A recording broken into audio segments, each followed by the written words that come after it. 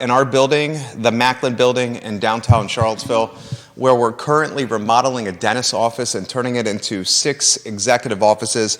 If you need an office space, let me know. June 10th, 6 of them come online, fully furnished, Ting fiber internet included, and literally on the downtown mall.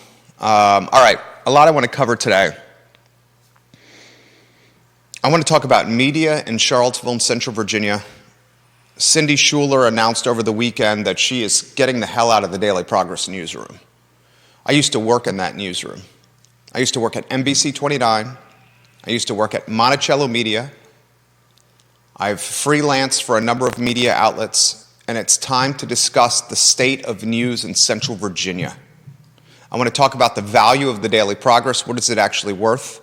I want to talk about how we can improve news coverage locally, and what is the role of the wealthy in news coverage in Central Virginia. What is the role of nonprofits in news coverage in Central Virginia? Do you like the direction that CVille Tomorrow, the nonprofit news organization, is heading here in Charlottesville? All those topics and more on today's program. I want to talk about the Board of Visitors meeting from over the weekend. The UVA Board of Visitors legitimately is discussing tracking UVA professor and UVA student political ideology, where money is donated, and how they go about their perspective and outlook on topics like diversity, equity, inclusion, and politics. I want to talk that today. The Board of Visitors tracking ideology of professors and students, and whether or not that's a good idea. That seems like a mess waiting to happen, but I'll tell you why on today's program. I also want to talk Kellen Squire and Amy Laufer.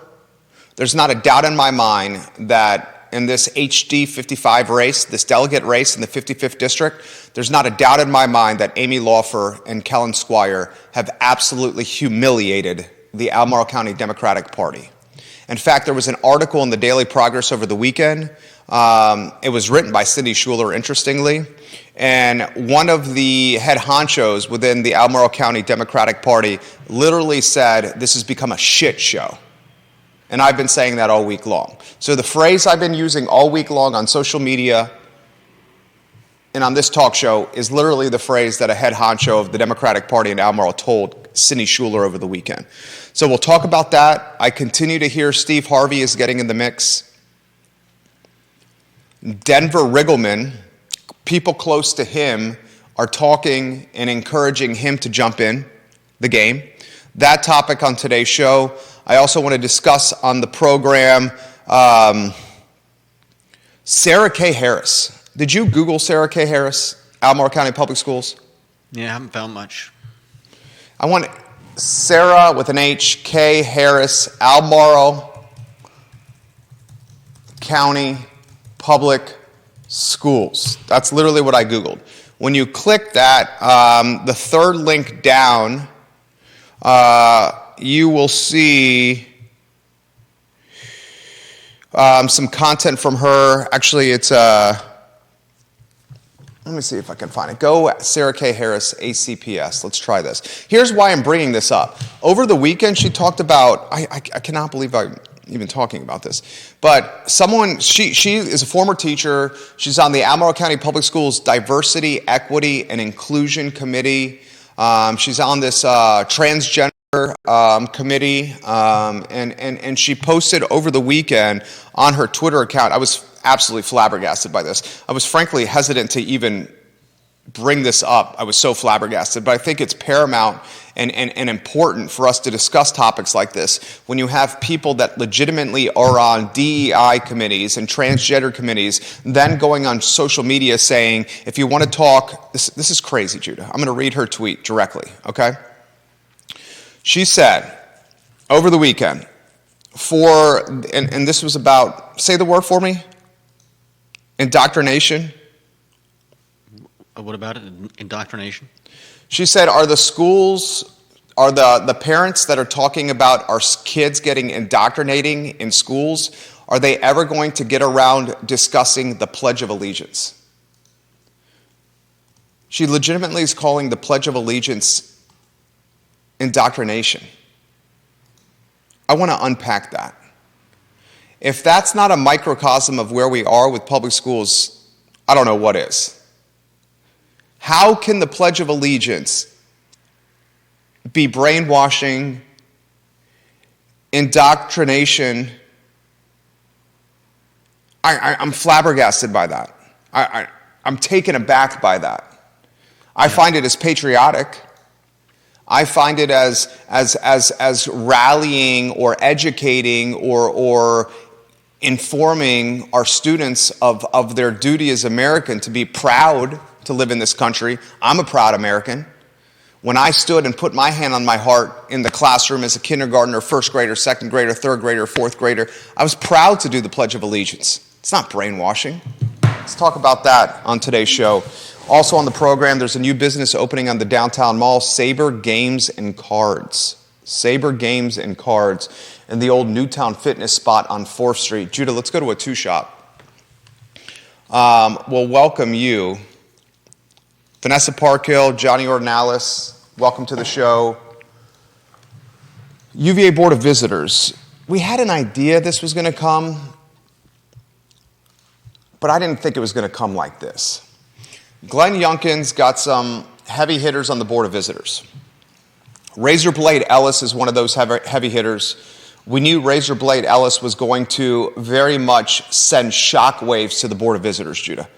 Another Glenn Youngkin appointee, Douglas Wetmore. He's the Senior Vice President for Business Development at a health solutions company. He was appointed by Youngkin last year, and he questioned the UVA's diversity dashboard and why it does not include assessments for students or faculty ideologies. So at the Board of Visitors, this is the group of heavy hitters, wealthy folks. President Jim Ryan was there as well. They legitimately had a conversation of tracking UVA students' political ideology and UVA professors' political ideology to the point of donations to political parties and campaigns. Bacon's Rebellion, baconsrebellion.com, it's a blog that talks about, that spotlights democracy. The author, James A. Bacon, he wrote this today. Judah sent me this link. The Jefferson Council has published data showing that the University of Virginia employees have donated to Democrats over Republicans in recent years by ratios of 10-1 and 20-1 in presidential elections. So I'll give that stat again. The Jefferson Council has published data showing that the University of Virginia employees, UVA's employees, have donated to Democrats over Republicans in recent years by ratios of 10-1 and 20-1 in presidential races. So here's the question, and this is legitimately something that's being discussed. Should the University of Virginia, when they hire professors, or should the University of Virginia, with its current staff, ask its professors, what is your political ideology and where are your donation dollars going? Furthermore, should the University of Virginia, when admitting students to this university, should they ask the students they're admitting, what is your political ideology and how would you donate? The concept here from Razor Blade Ellis and the concept here from the Richmond businessman Douglas Wetmore is we want a university of ideologies on both sides of the aisle because that will spark debate and offer challenging perspective for everyone, which is what they say college is all about. So I'm kind of setting the stage. I'm going to give you my opinion in a matter of moments. You jump in here anytime you want, anywhere you want to go. Here's the gist. Board of Visitors, Razor Blade Ellis, Youngkin appointee from Georgia, Douglas Wetmore, Youngkin appointee from Richmond. BOV meeting this weekend, they said we should start tracking UVA students and UVA professors' political ideologies and their donations to ensure that this university is as diverse as possible with ideas percolating on both sides of the aisle. I can't wait to dig into this. Well, I didn't take it that they were all advocating for that so much as they Did you read the Daily Progress article from Hall Spencer that covered this directly? No, I haven't read that one. Okay, you should read that one. Okay. Because that's exactly what they're talking about. Ellis and Wetmore are legitimately advocating. Here's the quote from Wetmore. How come we don't have dashboards that track, for example, the political ideology of faculty? Why wouldn't we do that to try to convince ourselves that we have balance and that we're serving the full range of needs from our constituents as a leading public university? Bert Ellis immediately backed Wetmore's suggestion and said he wants to see robust debates at UVA that can only happen with a diversity of viewpoints and opinions. Razorblade Ellis says, you can't have those if everyone has the same views as you. It's no fun to debate with people that have the same opinions as you. So that's literally what they're doing, Judah. Okay, I'm all for diversity of viewpoints. I don't know if tracking teachers or students' political ideologies is going to be very helpful in doing that. I mean, once you know the answers to those questions, do you then start firing people or disallowing certain people from entering the school because you already have too many? I mean, I would love for there to be diverse viewpoints across the spectrum in the school, and for people to be able to talk about whatever they want to talk about and get into robust discussions. I don't know that tracking ideological backgrounds of people is going to help facilitate that. All right, here's my thoughts. I went to UVA. Chris Boyce, John Blair, welcome to the show. UVA is undoubtedly left-leaning. Yeah. I spent 4 years there. It's left-leaning. It's gotten more left since I was there, undoubtedly. My dad went to UVA. My brother went to UVA. Other family went to UVA. Multi-generation, the Miller family at this university. There's no doubt in my mind from when my dad went there from 68 to 72 to when my brother graduated in 2005 that Thomas Jefferson's University and its political ideology has gotten more left. Ellis and the Richmond businessman Wetmore are Youngkin appointees. Youngkin is a conservative. Youngkin is even trying to add the opportunity to diversity, equity, and inclusion. He's not even crazy about the DEI moniker. I will say this. If you are getting into the personal business of professors and students and politics is personal, then you're going to open a Pandora's box that's going to be an absolute mess. And I'm not sure if Ellis and Wetmore are going to use this tracking of ideology as a foundation to maintain a better sense of political diversity with its hires at UVA. Maybe that's the mission. But if you're a leader in your field in academia, and you're in science or engineering or math, whatever the field is, and you're a world-class performer, and many of UVA professors are legitimately world-class in their field, and you're asked by UVA before you take your job, what are your politics, where do your campaign dollars go, and how are you going to maintain or help us ensure that this university is going to be as diverse in thought, you may consider not taking that job. If an employer of mine, and I've been self-employed for 15 years, but if Monticello Media or Daily Progress or the NBC 29 ever said, Jerry, on this application, before we hire you, we want to know how you voted and who you donated money to, I'd have pause before joining that team and taking the job. Because if an employer is asking about your politics and where you donate your money to, what's going to stop that employer of asking, who do you have sex with? Who do you sleep with? What kind of content do you watch? What do you read? I'm not a Republican. I'm not a Democrat. I'm a libertarian. I'm a small business owner. I'm a guy who believes in less government. I'm a guy who believes in finding new ways to tax the population besides rooftops and businesses. I'm a guy that doesn't want the government in my life. I want autonomy. And if the University of Virginia is saying, hey, Professor Elzinga, or Professor Sabato, or Professor Van Langren, Professor Hopkins, Dr. Patrick Hopkins, what is your political ideology? Who did you vote for? Republican or Democrat? Trump, Clinton, Trump, Biden. Where'd your money go to? What's going to keep that same board of visitors or that same university to say, who'd you have sex with last night? Do you read the Bible or not? Do you watch pornography? You give an inch, people take a mile. And tracking ideology in politics and campaign donations seems like it's way out of line. And I'm the first to admit that the University of Virginia has gotten extremely liberal. Extremely liberal. And higher education breeds liberalism. It's proven, it's fact. Look at it. Research it yourself. But I think there are much better ways to ensure diversity in thought than getting into people's personal business. You can do diversity in thought by launching new curriculums and classes. You want to get more diverse in thought at the University of Virginia? Perhaps you consider a government track or a political track that is birthing and manifesting students that carry that mindset. Asking Ken Elzinga, an esteemed economics professor, who you voted for in a presidential race would piss off Ken Elzinga. This is an interesting tidbit for you.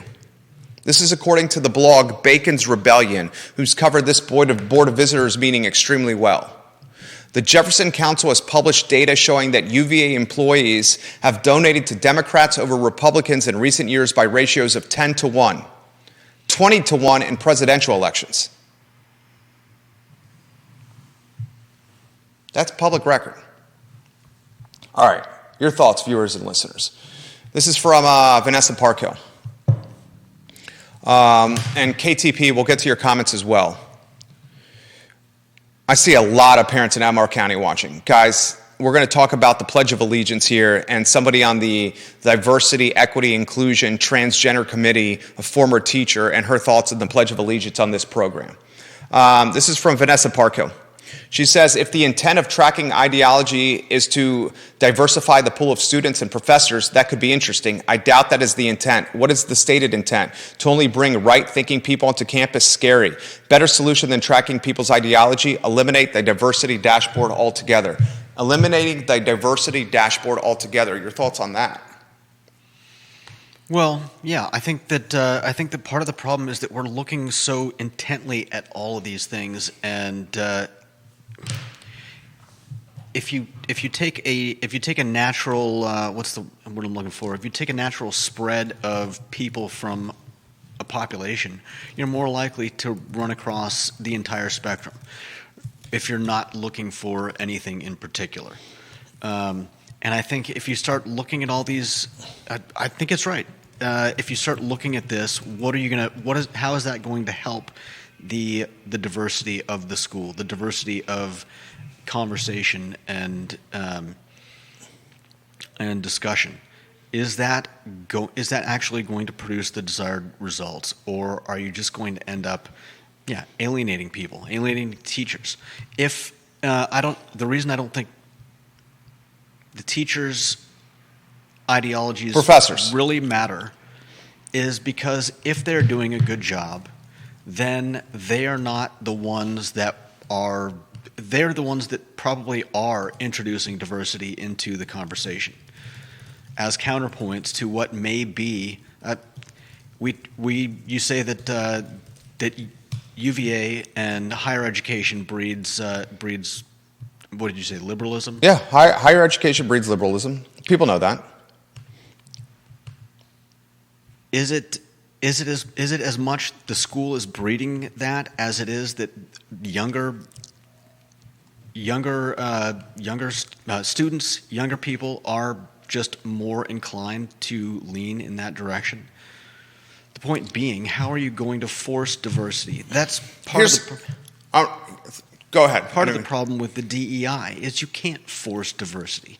And if you tell people that they are... What do you mean you can't force diversity? That's exactly what university is doing. They are forcing diversity. They are prioritizing minority applicants over white applicants. That's forcing diversity. I was talking about in discussion and conversation. Okay, but they can force diversity. They're trying to do that with their student body. They're also doing that with whom they hire. And the Board of Visitors meeting, another topic that came up in this BOV meeting is the University of Virginia is prioritizing a more diverse staff of professors. Its goal, its priority is diversity with its staff. That's one of its priorities.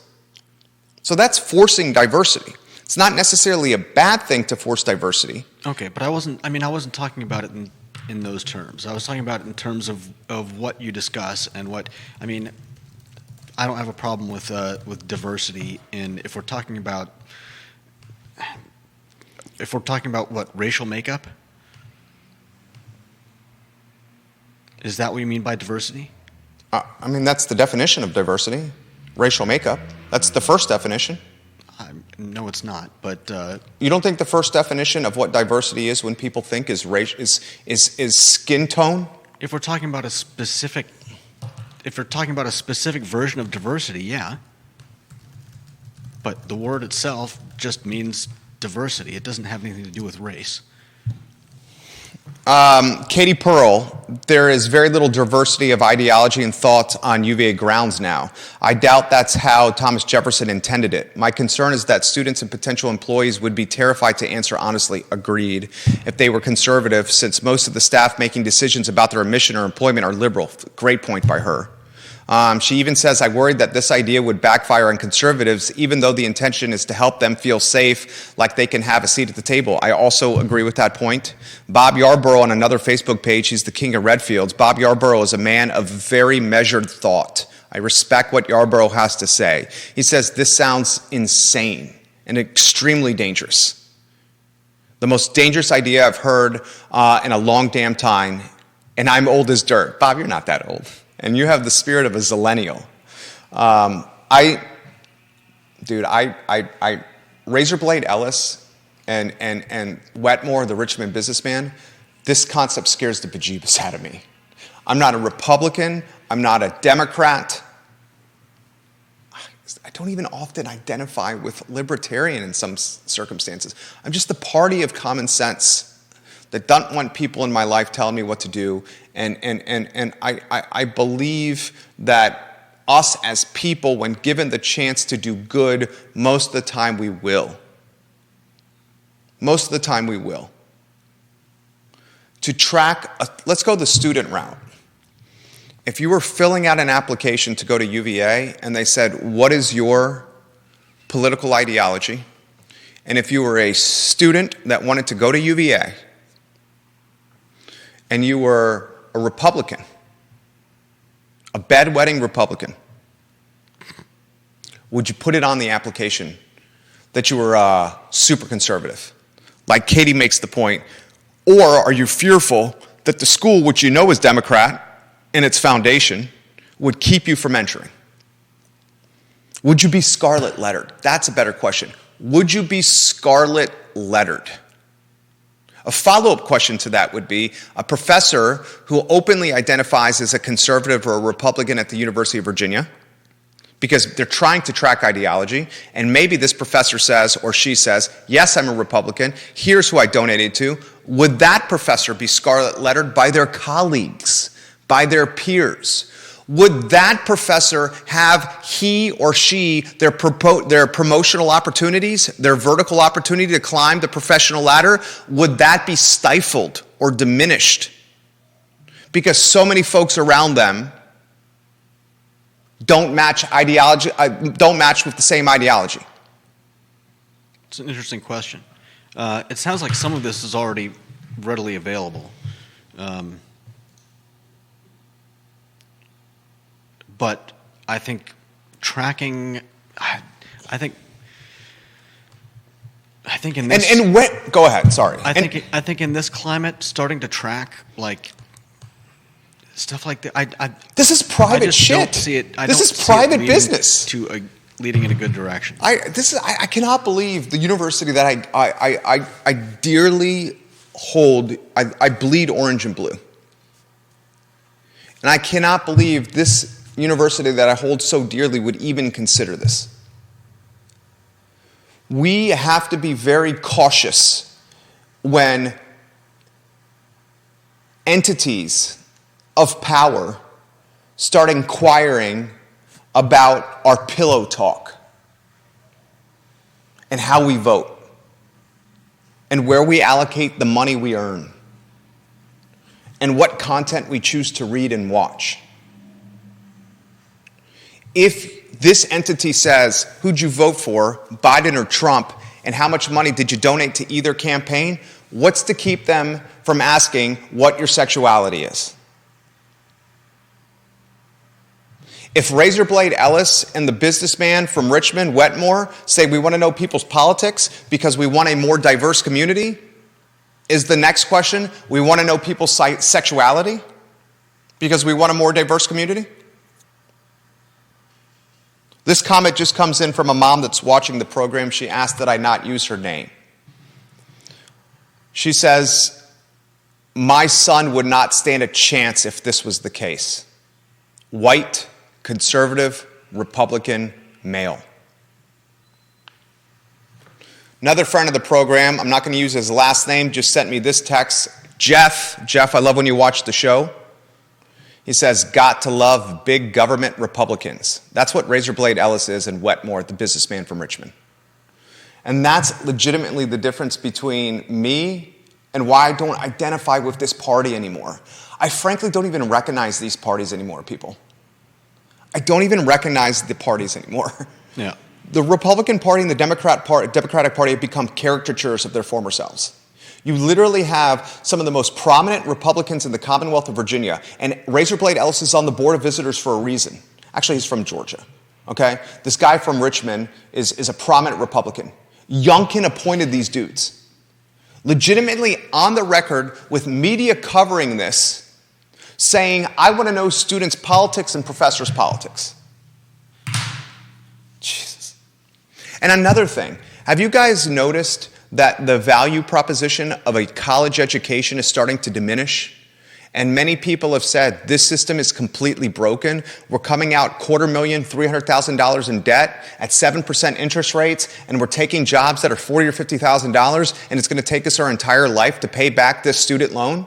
People are saying college is no longer the future. You start adding these employees aren't paying more, but everything is costing more. So yeah, like you said, the return on investment just isn't there for colleges anymore. The return on investment isn't there for students in college anymore, and then you start adding this piece, this soap opera, this Young and the Restless, this As the World Turns. Hey, you're going to go $250,000 in debt if you go to UVA. That interest rate's going to be 7 and change. You're going to come out at a $50,000, $60,000, $70,000 job. You're going to be paying off this student loan debt well into your 40s. Oh, and by the way, tell me your politics. Who did you vote for? Who you sleep with? What content do you watch? What kind of pornography are you looking at? And you think I'm I'm exaggerating here. This is the beginning of questions like that. The beginning of questions like that. Oh, Bill McChesney, exactly right. It's none of your business. Remember when we were growing up, ladies and gentlemen? You know what my parents taught me when I was growing up? My mom and dad said, Jerry, you don't talk about politics and religion. Don't talk about politics and religion, Jerry. You don't talk about politics and religion. Remember that when our parents were taught that? Now politics may be a question on your application. 2023, baby. 2023 in Charlottesville, Virginia. I'll get to all the comments, and they're coming in fast and furious. I got a lot of content that I got to get to today. Mondays are always busy because we have the weekend of stockpiling information. Sarah K. Harris just tweeted at me because evidently she's been told that she's going to be discussed on the program. So Sarah, I have to ask about your tweet. You're legitimately on the DEI Transgender Committee for Albemarle County Public Schools as a volunteer. You're a former ACPS teacher, and you tweeted 19 hours ago, are the schools are indoctrinating our kids, folks, ever going to get around to discussing the Pledge of Allegiance?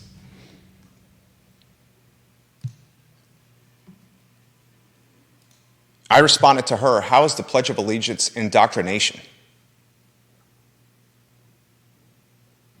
I mean, I'm looking at it right now because I'm honestly curious. Like, have I missed something? She is on the committee. And Sarah, you're welcome to come on the program. You posted this on Twitter. You're on the committee that is DEI, transgender policy, helping lead ACPS into this 2023 DEI world we live in. The Pledge of Allegiance is not indoctrination. It's called patriotism. It's how we educate our youth on what it's about to be an American. My mom, born in Cuba. My grandfather and my grandmother, born in Cuba. You want to know who the most proud Americans are? The ones who've given up everything in life to move to this country. You talk to a Jonas Smith, Keith Smith's Better 7/8, and there's no prouder American than Jonas Smith, who moved from behind the Iron Curtain, communism, to come to America for freedom. My mother in 3rd grade was told by my Mima and Poppy around midnight to put as much as she could in a backpack. We're leaving Cuba to go to Miami because we're fearful of Castro and his communist regime. My Mima and my Poppy were active in politics, and they were the type of people that Castro was killing. So Mima and Poppy went from an upper middle class life where they were engaged and active within their community to telling my 3rd grade mother, who was 9 years old, get a backpack, put everything you can in it. We're leaving our house and all our friends and family to go to Miami, Florida, where Poppy was a ditch digger, Mima was a hotel maid, and my mom was put in the 3rd grade in an English-speaking school without being able to speak English. I tell this story all the time. This topic comes up from time to time in our household, and my mom to this day gets emotional when talking about 3rd grade, 4th grade in America as kids ridiculed her in English. She had no idea what they were saying, but she knew they were making fun of her. But then you talk about America with my mom, and there's not a more proud American than this woman, who literally gave up her entire life and her friends and her family and was told by her mom and dad to put everything she could in a backpack, and anything that didn't fit in it, leave it. You won't see it again. You tell that to a 9-year-old? I don't know if moms and dads, I'm getting emotional right now. Moms and dads are watching this program. Your kid is 5, 6, 7, 8, 9. How many 5, 6, 7, 8, 9-year-olds understand the concept of put everything you can in a backpack, anything that you can't fit in the backpack you'll never see again? My oldest son is 5. He's got a favorite stuffed animal. It's almost a comfort blanket. His name is Hop Hop. Our oldest son loves Hop Hop. Say Hop Hop doesn't get in the backpack and is left back home in Cuba as she makes it to Miami because she's woken up and has to do this in half an hour or less because they didn't want to tell her in advance for fear that she would spill the beans. So they literally did it with a 30-minute window because they didn't want my mom telling other people. What if mom had not have grabbed Hop Hop and put Hop Hop in the backpack and went under the cloak of darkness on a boat from Cuba to Miami? And then when she got to Miami, she realized Hop Hop was still in Cuba. How do I explain that? How did Mima and Poppy explain that to my mom? How could I explain that to our oldest son?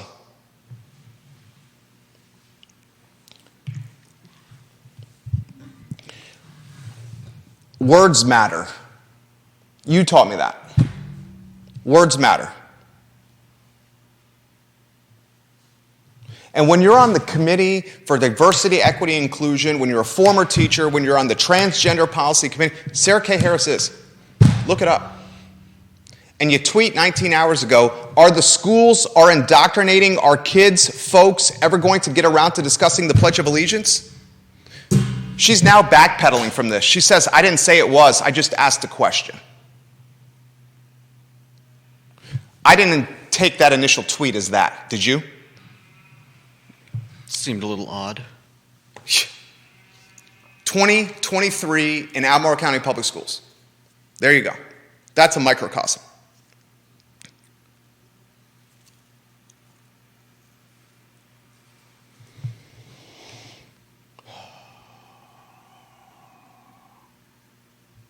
Katie Pearl says this: my brother from Florida came to visit and we took him to Monticello. After watching the little 10-minute video before getting on the bus, he looks at me and goes, wow, they make Thomas Jefferson look like an asshole. That little intro video has definitely changed in the last 10 years I've lived there at Monticello.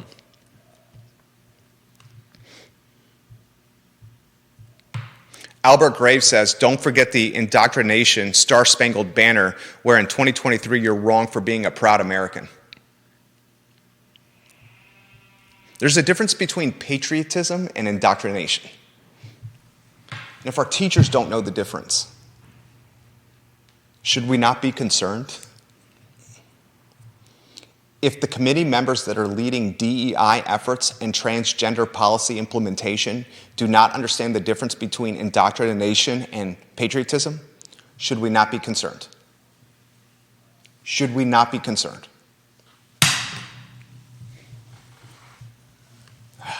Fired up today. Make sure you're rotating those lower thirds, please, sir. Let's do the Squire Laufer embarrassed the Democrats one. Anyone that's watching this program, if you have not had an opportunity to read the article by Cindy Schuler on the 55th District race that was published 17 hours ago, please do. The headline's called Experts Politicians Weigh In on the Laufer-Squire Race. Cindy Schuler, by the way, has since resigned from the Daily Progress. The entire copy desk at the Daily Progress has quit or resigned within the last year. We're going to talk about the state of local media here in a matter of minutes. Cindy Schuler wrote a great article. I'm going to cut to the chase. Both Amy Laufer and Kellen Squire have undoubtedly humiliated the Albemarle County Democratic Party to a point where an unnamed Democratic Party insider, a heavy hitter, and I actually know who this person is because I had the conversation with this person, literally was quoted by the Daily Progress as a source as calling this race a shit show.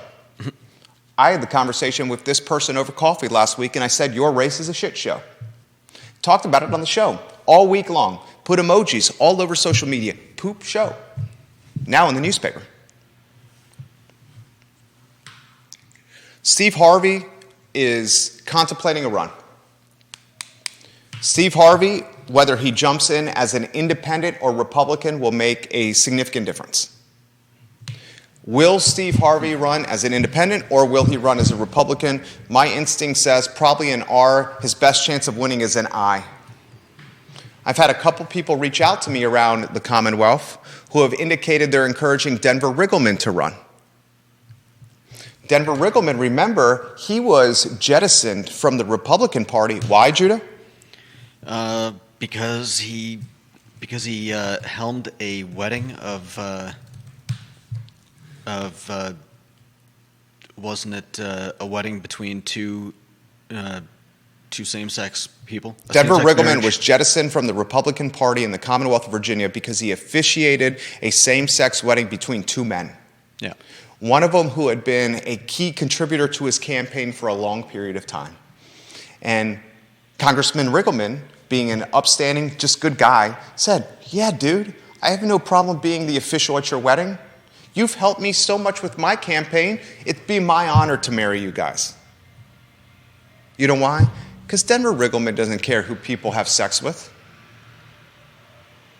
He doesn't care who people have sex with and what they're doing in their bedroom.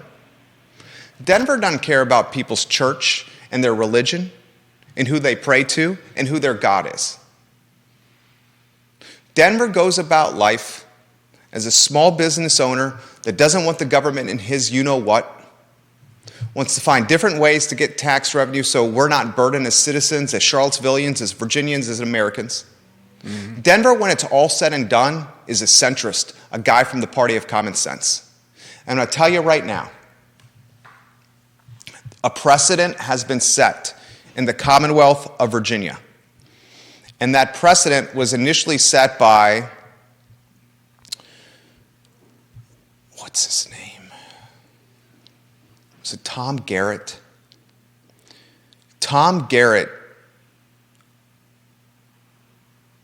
was a former member of the House of Representatives that got into the state game in Richmond. And Tom Garrett said, look, I've done the big time politics, and then I'll go back to the Richmond politics. Will Riggleman do the same? And if Riggleman gets in this race, I bet you $100 he wins it. Yeah, I can see that happening. Bet you $100 he wins it. Denver, get in the game. Laufer and Squire have humiliated this district. Read the article in the Daily Progress and look how absolutely moronic Kellen Squire looks. I'm going to read 3 paragraphs from this Daily Progress article from Sidney Schuler, a handful of paragraphs. The Democratic Party in Virginia's 55th House district surrounding Charlottesville has gone from a relatively quiet contest to a level of mudslinging that has captured the attention of local leaders, Richmond politicos, and national lobbying groups. The campaigns of both Laufer and Squire have been called messy, risky, and misleading. And while the state Democratic Party has said it remains entirely agnostic to any of the elections and does not take sides in primaries officially, one party insider who asked to remain anonymous was more blunt. This race is a shit show. I know who this person is. The show began when the Daily Progress was contacted in mid-May by Emily's List, a fundraising juggernaut dedicated to electing women who back abortion rights. The group said it was concerned about posts Squire made on the liberal-leaning Daily Cost blog in 2017, in which he calls himself unashamedly pro-life. When confronted with his previous comments, Squire provided a number of explanations. Here are the explanations Kellen Squire provided, okay?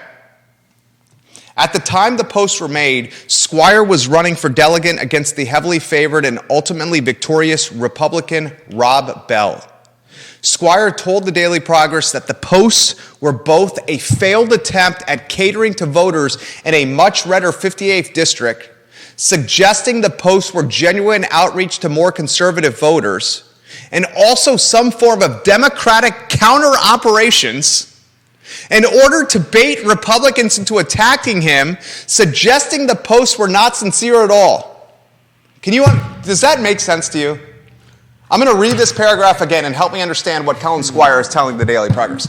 Squire told the Daily Progress that his abortion posts, where he said he was pro-life years ago, he said these posts were both a failed attempt at catering to voters in a much redder 58th district, suggesting the posts were genuine outreach to more conservative voters, and also some form of Democratic counter-operations in order to bait Republicans into attacking him.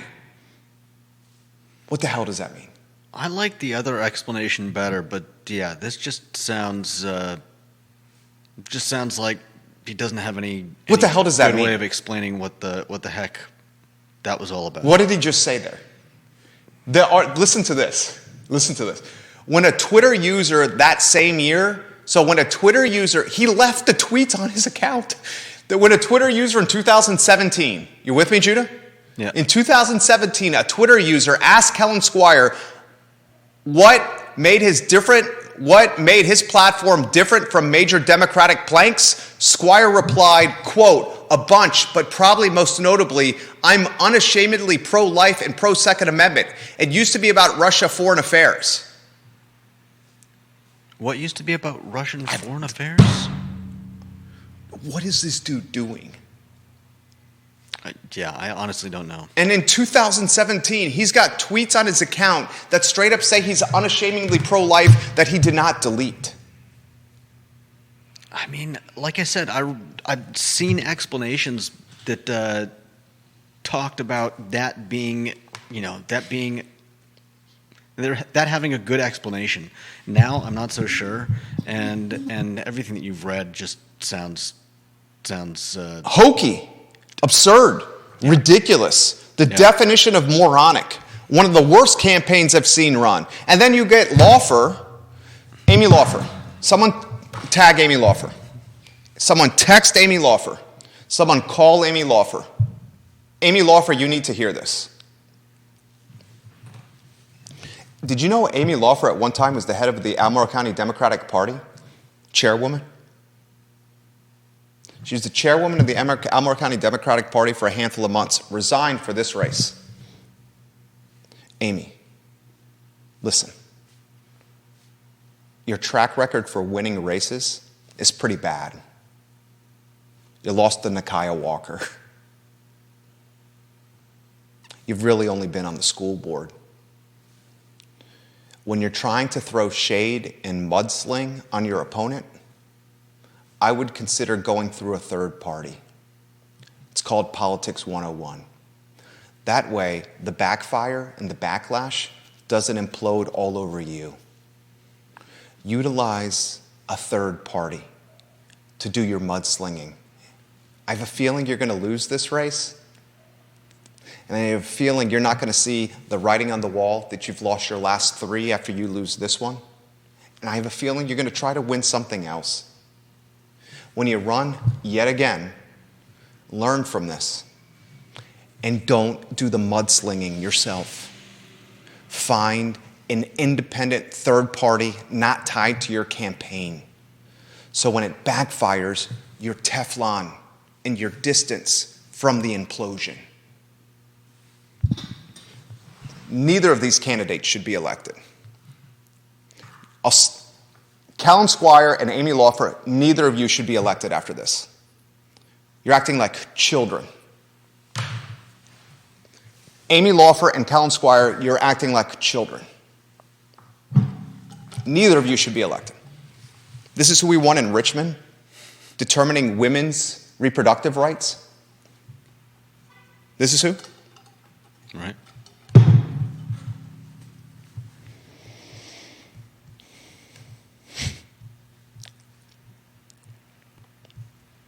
Use a third party to do your mudslinging, Amy. You're going to lose this race. You legitimately are going to lose your race to an emergency room nurse that looks like a flip-flopper and is using conspiracy theories to justify pro-choice, pro-life proclamations on social media accounts and in blog posts. That's how bad a campaign you've run, Amy.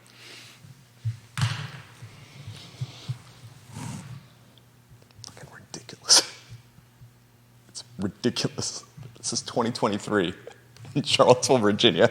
In 2023 in Charlottesville, Virginia, Razor Blade Ellis and a Richmond businessman called for the University of Virginia to track the political ideology of professors and students and where their donation dollars go.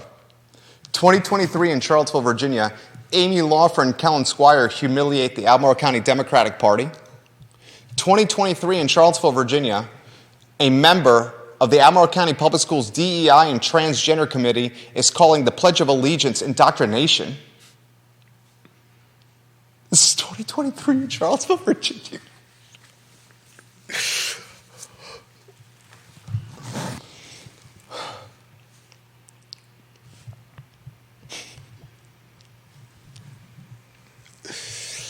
Ay, mi madre.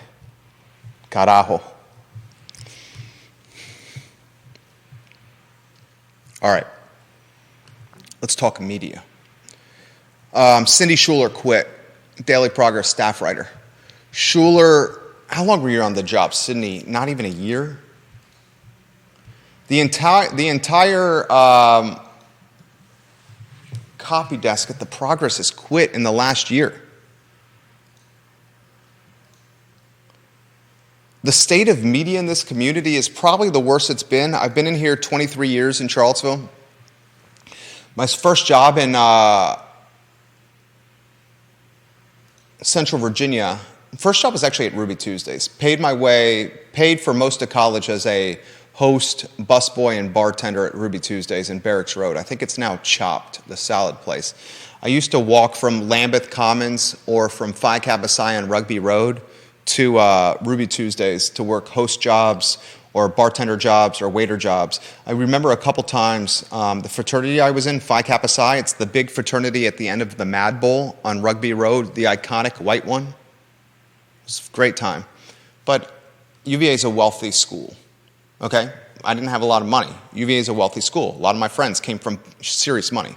So oftentimes while I was working on like a Saturday or Sunday, a lot of my fraternity brothers would come into Ruby Tuesdays, sit in the booth, and get hammercock wasted as I served them.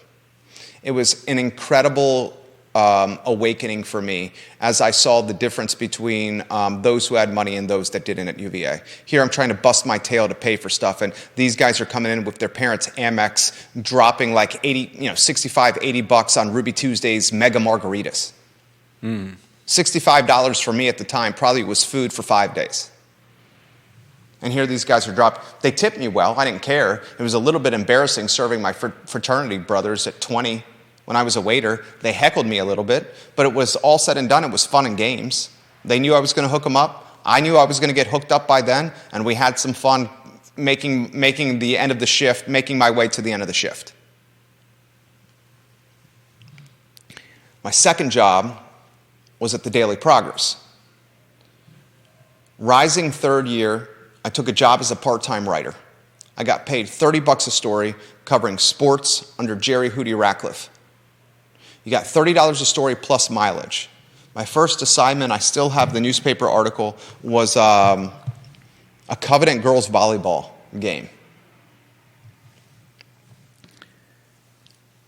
Worked at the Progress 5-6 years, worked at NBC 29 5-6 years, worked at Monticello Media 5-6 years. Monticello Media is a radio station, home of Hot 1019, 99.7 CYK, the country station, and a talk radio station, 1400 WKV, where I would host a talk show. So I got intimate intelligence on Monticello Media, NBC 29, and the Daily Progress. Furthermore, are we on a one-shot? We can be. No, let's keep it on a 2. This behind me, VMV Brands behind me, this is the advertising agency we own.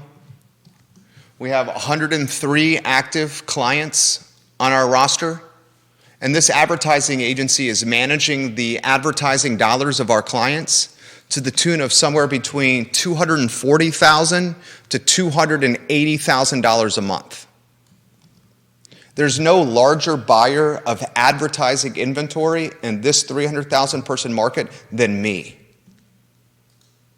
We use our purchasing power of all these 103 clients to secure the best rates possible for our clients, so they save money on the front end on their ad campaigns by allowing me to negotiate their rates, and they get more inventory in the back end. No one's allocating more ad dollars in this market than me. I offer that knowledge for you as a foundation for the analysis I'm about to do on local media here in Central Virginia. Cindy Schuler announces over the weekend that I'm so grateful I decided to move to Charlottesville nearly a year ago. Even more so, I'm so grateful to the Daily Progress and to Reynolds Hutchinson for giving me a writer's home with so much opportunity. With that being said, today is my last day at the paper. I am not, however, leaving Charlottesville. I'm so excited about the ways I will continue to stay and serve this community. The Progress writers are quitting the newspaper in under a year and taking a job at Albemarle County like Allison Rabel is, or at like UVA Media Relations like Brian McKenzie has done, or Whitelaw Reid. Hell, the managing editor when I was at the Daily Progress, McGregor McCants, he was the managing editor, the boss of editorial at the newspaper when I was writing there. He also works for UVA. They're getting out of the news business. So we have this question: what is the state of news locally? And I would say if I was grading the state of news locally here in Central Virginia, a 300,000 person market, I would grade it as maybe a D plus or a C minus. And why I grade it as maybe a D plus or a C minus is because we don't have timely news. Holly Foster sent me a Facebook message. Did you see the message from Holly Foster? What did that message from Holly Foster say, Judah? It said, thank you for giving us the news. We see it eventually in other places, but it's nice to get it in a timely manner. Literally what she said. She said, the Laufer Squire thing came out in the Richmond Times-Dispatch on Sunday, but I've been listening to it all week long on your talk show. Thank you for that. The Progress is thinking about sending news through the United States Postal Service, the newspaper. How are you going to send a newspaper through the post office and maintain its timeliness? Yeah. Seriously, can you help me? I mean, you can. I honestly don't know. I mean, what do? You print a paper and then spend how long getting it to the post office, and then the post office has to disseminate it, distribute it. John Blair says this. Love you, John Blair. Jerry, here's an interesting question for tomorrow's show. Albemarle County has a population of 113,000 and has some of the wealthiest and most influential people living within it. He talks about Smith, Bills, Wendell Wood, Dr. Charles Hurt, Gilliam. There is not a single legacy media reporter on the Albemarle County beat that I am aware of at this time. Augusta County has a population of 76,000 and has 2 legacy media outlets that covers it. The Waynesboro News Virginian and the Stanton News Leader. It also has the Augusta Free Press devoted to Augusta County coverage. The Augusta Free Press isn't quite legacy, but it's established and been around for over a decade with some major advertisers. How is it possible? We've heard a lot about the issues at the Progress, but simple demographics, market size would tell you that something bigger is afoot when Augusta receives that type of coverage and Albemarle has no legacy media. It's a great question. Gentrification. I don't think it's gentrification. I have an answer. If you could update the lower third on screen, that would be appreciated for the media one. And I don't mean Which one? Go with the, if you want to put a lower third on screen, I would put analysis of media around CVille and Central Virginia. Explain what you meant of gentrification. And remember, we have a 2 p.m. TV commercial shoot, which means we have to get out of here in approximately 6.5 minutes, but my car is parked right there. So what I meant by gentrification, and I was going to ask how much gentrification the Waynesboro, Stanton have been seeing, because of the mention of all the people that are making a lot of money in this area. That I believe John Blair mentioned something about the influx of people with a good amount of money, and I think the issue there is that they're not always buying the things that if you get rid of all the middle and lower class people, you're not going to end up with people who are spending the same amount of money as all of those people in the same places. So you're basically losing more than just diversity or whatever you want to call it. You're losing people that are going to buy local and spend their money on the people around them, and you get this different class of people that isn't as they're not worried about the things that other people are worried about, and they're not spending their money on the things that other people are spending their money on. Wealthy people still want to care about what's going on in the community. Sure, they might. Wealthy people care about development in government, in happenings and comings and goings. Some of them do. You can maybe even make an argument that as professional sophistication and as wealth increases, your attentiveness to news may be even greater. I'm not sure what attentiveness to news has to do with it. When you were 18 to 25, did you care about news? Now that you're in your 40s, you care much more. Why? Because you're emotionally and physically invested in this community. Are we just talking about buying newspapers right now? Chris Boyce, welcome to the program. Here's my take of local media. NBC 29, where I used to work, pays its reporters, and CBS 19, such little money that they can't afford to stay any longer than 2 years. You stay 2 years, you get some experience, you go to a bigger market where you earn more money. The Daily Progress pays even less than the TV stations. You don't have any institutional memory because there's no legitimate pay for these reporters. They're living below area median income. And as you live below area median income, you get frustrated and say, this job sucks. So you find a different career path, and then the outlets are left hiring rookie cub reporters yet again. To John's point, he says Augusta has all these media outlets, and it doesn't have the depth of wealth or sophistication that, say, Albemarle may have. Yet Augusta has a handful of outlets covering it with a vengeance, and Charlottesville can't even have an Albemarle beat reporter on it. Allison Rabel said on Twitter, maybe we need a wealthy business person to purchase the Daily Progress. What's the value of the Daily Progress? You have a declining readership. You're cutting your print product from 7 days a week to 3. Your online subscription is so expensive no one can afford it. And the brand equity behind the Daily Progress is as weak as I've ever seen in my 23 years in this community. People are downright laughing at this platform.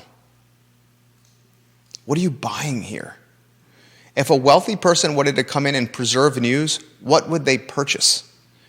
They'd purchase the archive and the brand and the social media channels and the subscriber base that's declining. What's the value of something like that? I say it's next to nothing. They don't even own the real estate anymore of where the newsroom is housed in. A wealthy person's not going to come in and rescue the Daily Progress. A wealthy person could come in and invent a new brand from scratch. But buying a brand that's distressed and a shadow of its former self that has diminished equity and goodwill is not a good move.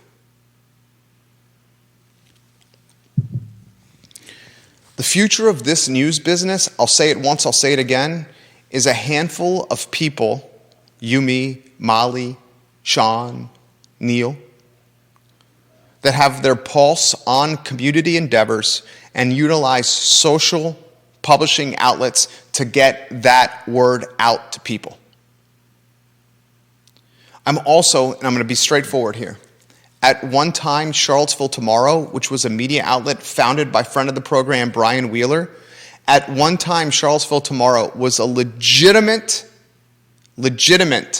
land use, development, government comings and goings, zoning outlet. But Charlottesville Tomorrow, you know what it's more focused on, Judah? What is CVille Tomorrow most focused on now? Diversity, equity, inclusion. I don't know. That's it. It's the theme of the show. Charlottesville Tomorrow is a nonprofit.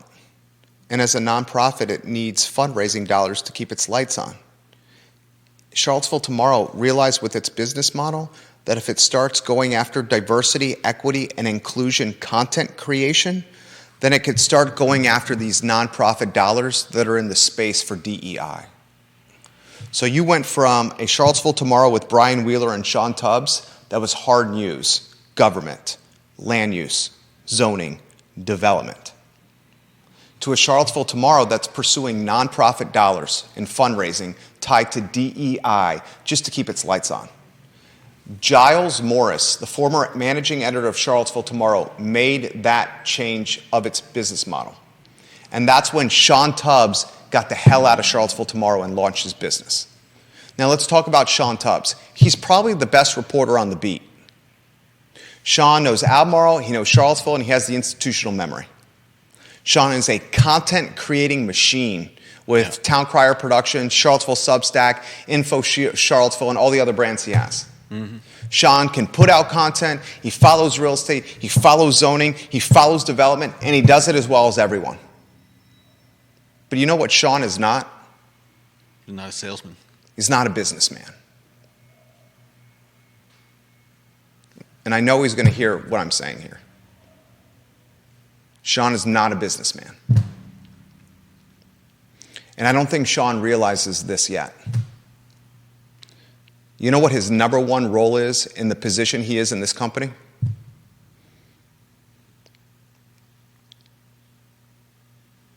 Go ahead. Business. It's not content. His number one role? His number one priority with the business he's in right now, Town Crier Productions, his number one priority is not content creation.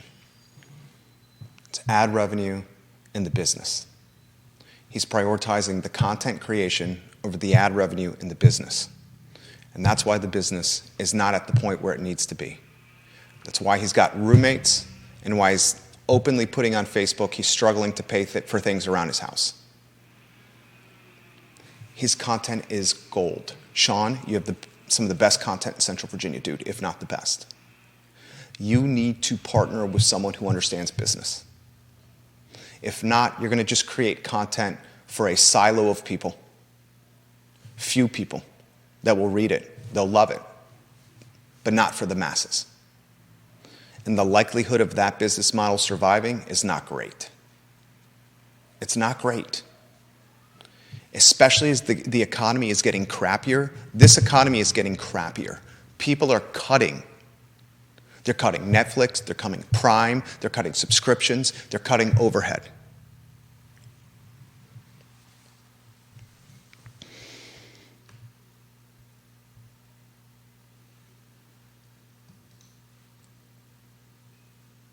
I don't think what is the value of the progress?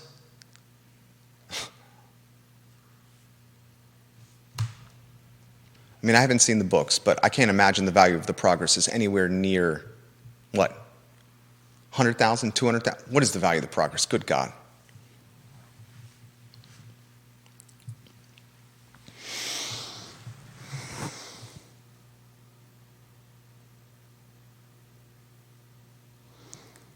I think the best way to get news would be to do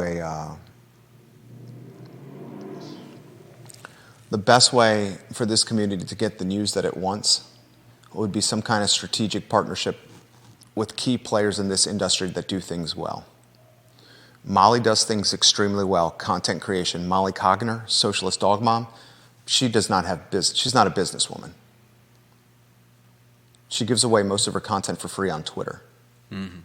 Sean's a phenomenal content creator, but he's not a businessman.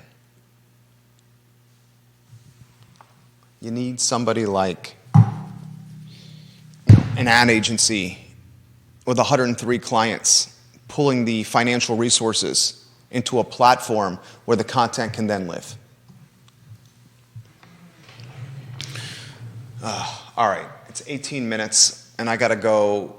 I'm 18 minutes away from 2 o'clock, and I got a TV commercial shoot at 2. How long do you think it takes us to get there? Probably should go right now. All right. That's the show. Yeah.